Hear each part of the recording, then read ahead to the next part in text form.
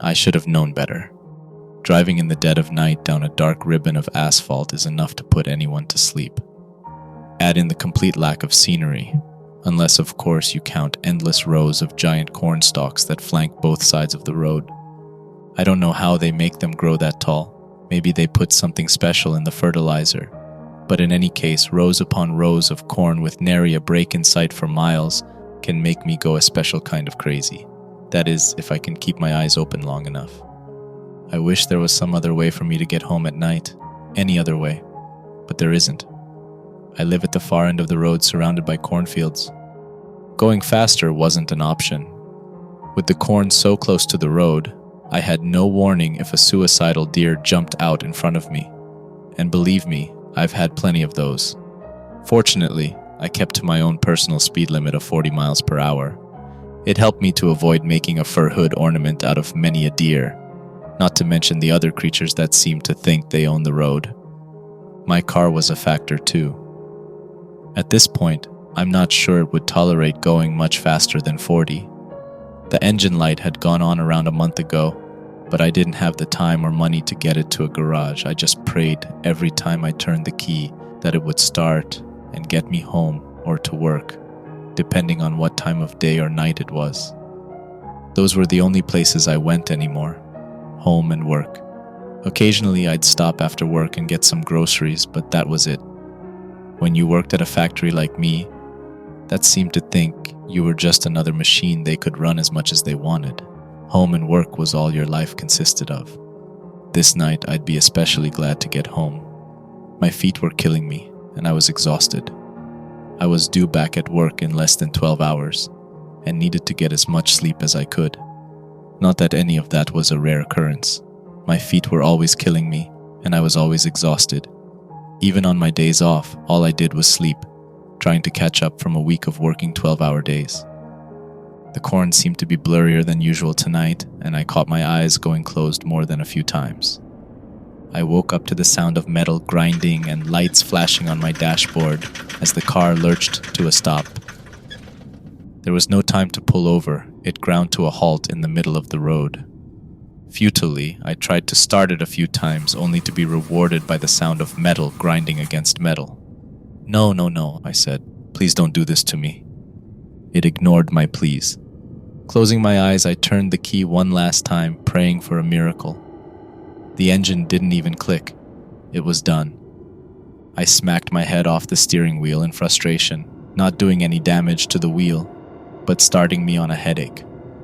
The headlights were still lit, but just beyond their dying dirty yellow glow, the overwhelming darkness closed in. Taking a moment to gather my thoughts, I realized I was at least 10 or more miles from home. My feet were still hurting from work, and even resting them as I sat in the car wasn't comfortable.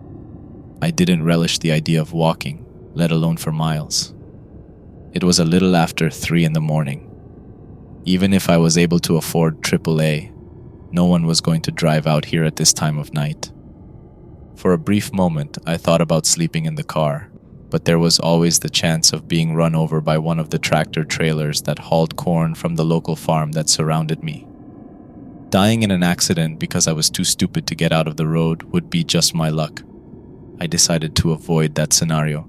As much as I hated the thought, I would have to walk. Grabbing my work bag and a flashlight out of the glove compartment, I turned on the hazard blinkers and got out of my car, knowing it would be the last time. I only hoped I would get some trade-in value for it when I went to buy a used car I couldn't afford. But with my luck, the dealership would probably charge me more to tow it than they would give me on a trade-in. Not bothering to look back, I turned on the flashlight and started walking.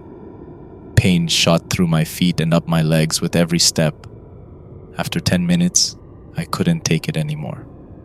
I stopped and sat in the grass on the side of the road, digging through my work bag for the bottle of ibuprofen that I carried and used every day. Fortunately, there was enough water left in my bottle to wash 3 of the pills down. It took every ounce of my willpower to get up and start walking again. The pain hadn't gone away, it had gotten worse. I silently prayed that the medicine would kick in soon. Trying to focus on something, anything other than my feet, my flashlight swept back and forth across the road, sometimes catching the edges of the cornfields. It wasn't supposed to be cold today. The temperature was in the lower 60s this afternoon, yet for some reason I caught a chill as I walked. I guess I hadn't planned on walking home tonight. It had been warm enough that I hadn't brought a jacket to work.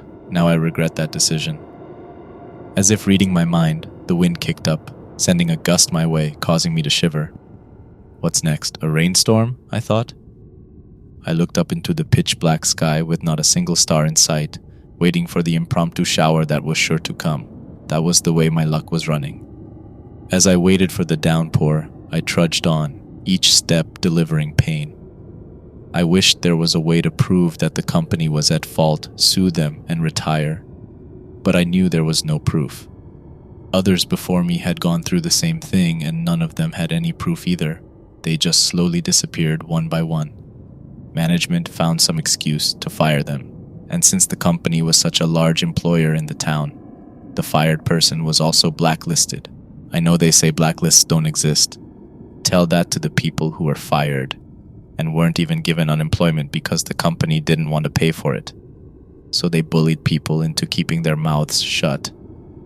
If only I could get another job, but the company was the highest paying around by a slim margin. That's why they built their factory in a depressed area, no competition. And no one could afford to take even a minor pay cut with the way insurance costs were, not to mention such frivolous things like food. As depressing as the thoughts were, they distracted me from the pain in my feet and legs as I walked down the road, hugging myself, trying to keep the flashlight pointed ahead, shivering from the wind. As my shaking hand made the light jump all around, I saw a set of eyes peek out of the cornfield ahead of me, then dart back in and disappear. At first, I thought it might have been a dog or cat, but it seemed too big to be either of those. That thought concerned me. Having something bigger than a dog peeking out of the cornfield at me when I was miles away from any help or shelter wasn't high up on my to-do list at the moment. But the fact that it ducked back into the field gave me a boost of confidence, knowing that it was more afraid of me than I was of it. When I got to the point where the animal had peeked out, I slowed and shone my light in through the impenetrable curtain of cornstalks. There were no eyes, and nothing jumped out at me, so I shrugged and continued my painful march toward home. The wind whipping through the cornstalks sounded like a rainstorm. It made me feel even colder, if that was possible. 15 minutes later, I took another rest break. At least the wind was dying down. With literally miles to go before I sleep, I was taking comfort in anything I could. After my break, getting up was harder. The pain had gotten worse instead of better. I didn't even want to think of the blisters forming on my feet, or how I was going to get to work later on today. It didn't matter if you'd never taken a sick day in your life. The company did everything they could to make you feel like a piece of crap for even attempting to call off. I truly believe if I went to work with a severed arm, bleeding all over, they'd hand me a mop and tell me to get to work. As my hopelessness and bitterness fought over which felt more justified, I heard something behind me. It sounded like the corn stalks rustling, so I ignored it as the wind and kept walking. The next problem my mind decided to torture me with was my car. How was I going to get to work without a car? And how was I going to afford a car if I couldn't get to work? A wonderful conundrum I would have to solve later today. As I wrestled with that problem, I heard the cornstalks rustle again. I stopped and looked around. The wind had died down and the air was still. None of the stalks were moving. In fact, it had become eerily quiet. I shone my flashlight into the corn, doing a slow turn to search for whatever had made the noise, but I didn't see anything. Not entirely satisfied, I turned and started walking again. It wasn't long before I heard the rustle. This time I didn't stop, and neither did it. I went a little faster, so did the noise. I broke into a run, and the noise kept pace with me. I skidded to a stop, nearly stumbling. The noise in the cornfield stopped as well. There was no doubt about it. Something was following me. It was keeping pace with me. It was stalking me. I turned toward the field and shone my light into the wall of green. The wind was still, and there was no movement. I could feel the stillness. The chill I felt no longer had anything to do with the temperature. I wanted to see what was following me, but at the same time, I didn't want to know. Out here in the middle of nowhere, I was on my own and didn't like my chances fighting off a predator. There was nothing I could do about it. The closest thing I had to a weapon to defend myself was my flashlight, and I was sure that it wouldn't do much against a determined predator. For a fleeting moment, my mind thought, you know what, bring it on. At least if something attacks and kills me, I won't have to deal with walking miles on feet that feel like razor blades are tearing them slowly to pieces. It's awesome to realize that your mind is actively trying to kill you. With nothing left to do but walk, that's exactly what I did. Trying my best to ignore the pain, as well as the disturbing feeling in the back of my mind that I was being hunted. As soon as I started, the sound started beside me. I did my best to ignore it. Shooting furtive glances into the cornfield now and then didn't have any results at first. But after a few minutes, I noticed I could see something pale through the corn. It was walking next to me in the first row of corn, maybe trying to get a feel for what I was. Funny thing was, that's exactly what I was trying to do. Stopping and ripping open the layer of corn stalks was a last resort. I didn't want to spook this thing into attacking. For the time being, I began thinking of it as my walking buddy, my companion on a dark night with only a flashlight to keep me company. Thinking that helped me keep the fear at bay. I had no sooner thought it until a light appeared on the road in the distance. I watched with great curiosity as it came closer. It was moving fast and almost to me. Apparently, it didn't care if something jumped out in front of it. It was close enough now that I could see it was a big rig truck. It must have been one of the ones that deliver corn from the farm. I waved my arms in hopes of flagging it down and perhaps grabbing a ride home. The problem was, it was going in the opposite direction, and there weren't many places on this road where a big rig could turn around, even if it would. Waving my arms, I still stayed on the side of the road. If the driver didn't see me, or worse, didn't care, I didn't want to be found in the middle of the road days later as nothing more than an unidentifiable bloody lump of goo sitting in the middle of the road for crows to peck at. The truck was almost here. My arms waved furiously, but it didn't seem to be slowing down. Either the driver was having a hard time staying awake, as I often did on this road, or he was just ignoring me. It was so near, the headlights blinded me, and I had to hold my hand over my eyes. Just then, I felt something push the middle of my back so hard I lost my balance and fell in the middle of the road with the truck bearing down on me. My mind went into panic mode, and I scurried like a crab toward the side of the road, the truck's tires missing me by mere inches. As I rolled into the grass on the far side of the road, the wind from the passing truck washed over me so strong, if I'd been standing it could have knocked me down. I watched in shock as the truck continued on. Its brake lights didn't even flash for a moment.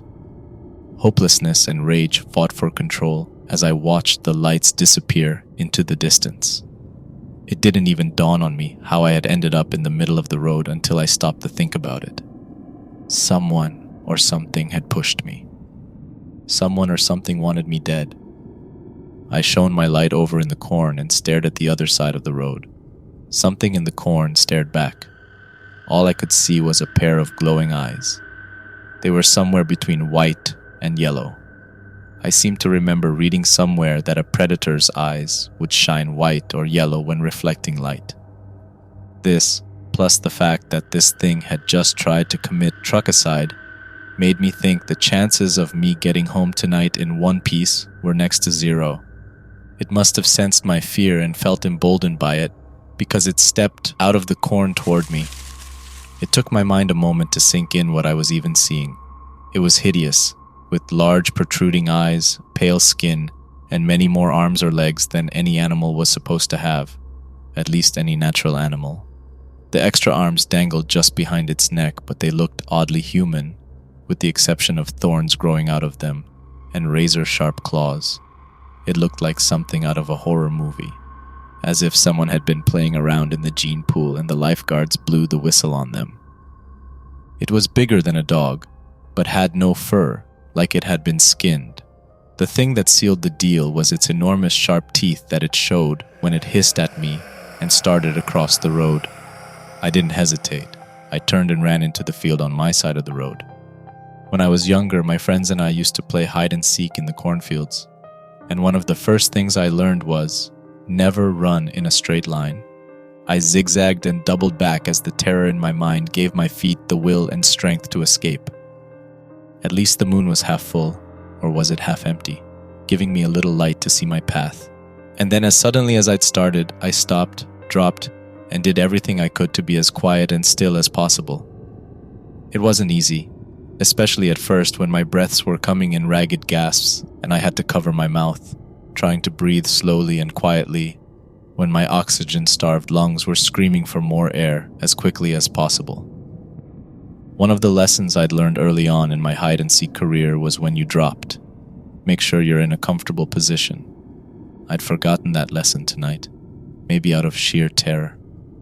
When I dropped, instead of sitting, I was on my knees in the ready position in case I had to run quickly, a wise position to be in if I were to be found right away. However, after 15 minutes of sitting on my knees, I'd realized my mistake. I was about to change position when I heard a soft rustling of cornstalks behind me. Every fiber of my being froze and I stopped breathing. It moved slowly, searching methodically, even though I knew it was trying to make as little sound as possible. I could hear the soft rustle of cornstalks brushing against it, and feel the ground give slightly with every step it took. It was in the row beside me. I knew it was a bad decision, but I looked over at the spaces in between the stalks, at its horrifying body. It was bigger than a dog, but the extra arms it didn't walk on were covered with sharp-looking thorns and claws. I didn't dare look up as far as its face and mouth for fear I would start running right then. And then it hit me. If I could see it, then it could possibly see me. Was this thing just toying with me? I'd seen that so many times as a kid. The seeker would pretend not to see someone hiding and pass by, only to jump back and scare the crap out of the hider a moment later. This creature was almost past me. Was I about to suffer the same fate? Would it pass me, letting me believe I was in the clear, only to whip around and sink its claws and teeth into me? I was about to start shaking. I could feel it. I had to get that under control real quick. There was still a chance it hadn't seen me. That was the hope I clung to. If it knew I was here, there was nothing I could do about it anyway. I wasn't that little kid anymore. I couldn't jump up and sprint at a moment's notice. I was amazed my feet had allowed me to run into the cornfield. And there it was. I hadn't thought about my feet the entire time I was running in fear. But now that I wasn't, the pain came back stronger than ever. It was all I could do not to gasp from the strength of it. I imagined if this creature was chewing my feet off, it wouldn't have felt much worse. I winced and grimaced, but did all I could not to move or make any sound. Closing my eyes, I focused on anything I could except the pain, in a vain effort to make it go away, or at least abate. It was a few minutes until it began to subside. When I opened my eyes, the creature was gone, not just further down the row, gone, like vanished. At first I felt relieved, but then I realized I had no idea where it was. It could literally be right behind me and I wouldn't know. I felt the panic rising in my mind and had to fight to keep it down. Okay, it passed me, so unless it knows I'm here, I thought, there's no reason it would stick around this area with so much more field to search. If it does know I'm here, I'm dead anyway, and there's nothing I can do about it. At least if I die, my feet won't hurt anymore.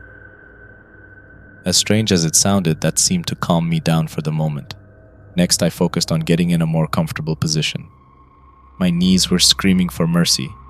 I turned and sat in the cold dirt, making surprisingly little sound. Now was the time to rest for a minute, then consider my options. I still had my flashlight, but I didn't dare turn it on. At least I was getting a little light from the moon. Somewhere during the commotion, I must have dropped my bag.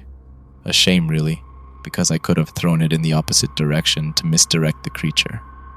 Sitting there was an option, but it wasn't one that would get me home. I could crawl out to the road and continue on my way, hoping that the creature was so busy searching for me and wouldn't notice. I chuckled softly at the ludicrousness of that plan, and then I stopped.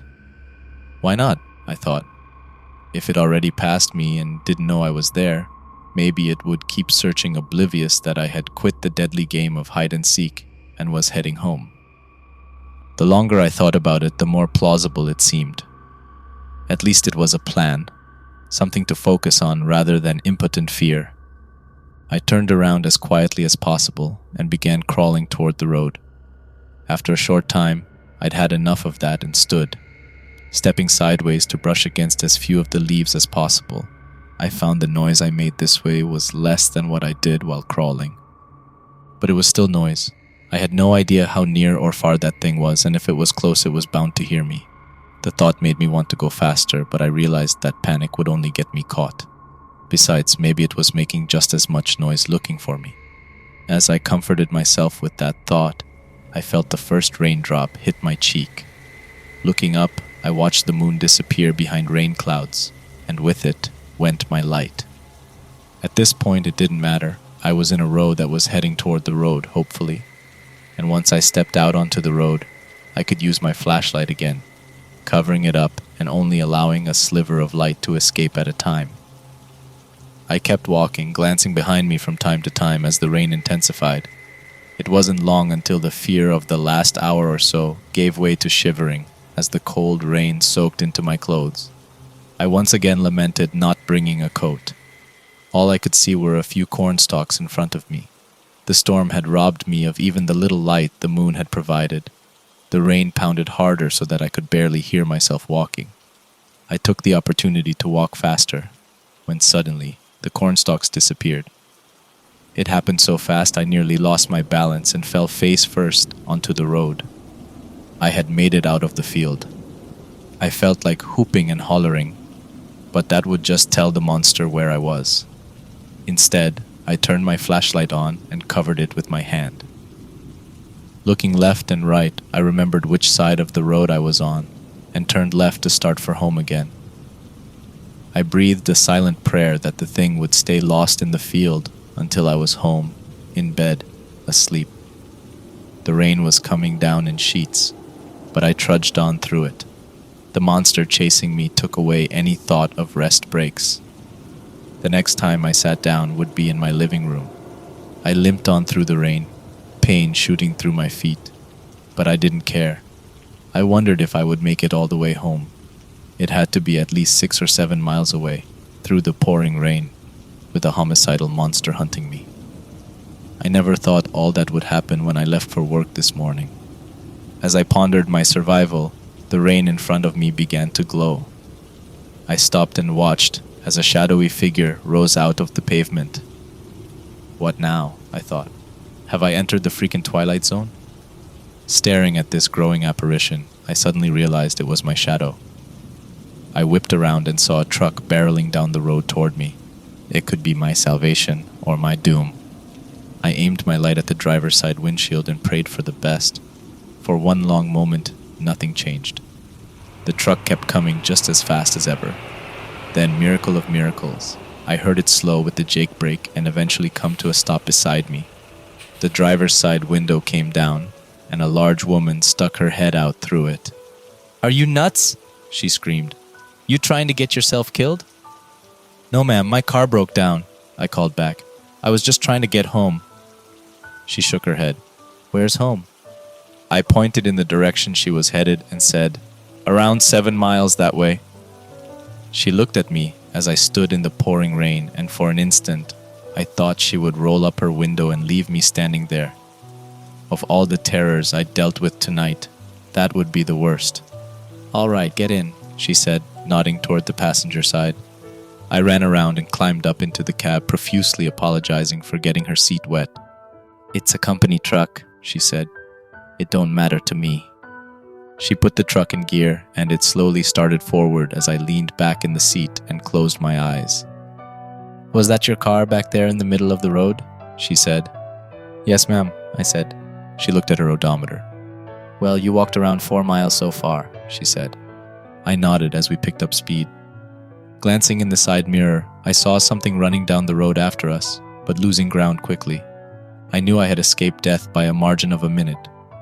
Sighing deeply, I swore to never walk this road again. Even if I broke down, I would sit in the car and wait for someone to happen by.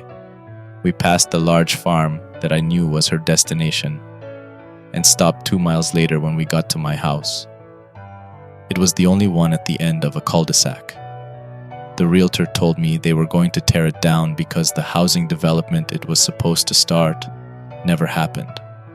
The company had gone out of business before they could build anything other than the model house. It had sat empty for years, falling into disrepair. Instead of tearing it down, they rented it to me after doing just enough to make it livable. Is this it? She said, turning partway through and stopping. Home sweet home, I said. Thank you very much. You're a literal lifesaver. She looked at me with a question in her eyes, but I was already climbing out of the cab and closing the door. I ran to the front door, dodging raindrops as I dug out my keys and unlocked it. Closing and locking the door behind me was the best feeling I'd had in a long time. I painfully pulled off my shoes and left them on the mat beside the door, then went to the laundry room and stripped off my wet clothes. Next was a shower, before throwing on a pair of pajamas and going to bed. Laying there under my warm blanket in my soft bed made the rest of the day feel like a nightmare. There was still the problem of what I was going to do about a car, and how was I going to get to work. But those would wait until I got a good night's sleep. The last thing I thought about was that monster and how I cheated death. I wondered how many of those things were roaming around, what it was, and how many people had disappeared like I nearly had.